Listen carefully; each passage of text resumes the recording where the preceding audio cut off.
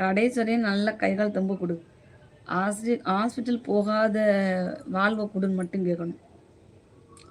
எங்கள் தாத்தாவை சொல்லியிருக்காரு. என்ன சொல்லுவார்னா, ஹாஸ்பிட்டலும் போய் ஏறி இறங்கக்கூடாது. ஒன்று கோர்ட்டு போலீஸ் வாசல்னு ஏறி இறங்காத மக்கா அப்படின்னு சொல்லியிருக்காரு. அவர் எங்கள் தாத்தா எங்கள் அம்மாவுக்கு சொல்லி கொடுத்தது, எங்கள் அம்மா எனக்கு சொல்லியிருந்தது. நான் உண்மையை சொல்லனாக்கி இந்த 3 வாசப்படியும் ஏறாதவன் நல்லவன் தான். நல்ல எப்படி சொல்லலாம், கோர்ட்டு போகக்கூடாது, போலீஸ் ஸ்டேஷன் போகக்கூடாது, ஹாஸ்பிட்டல் போகக்கூடாது. ஒன்று சம்பளம் எழுதிடுவேன்.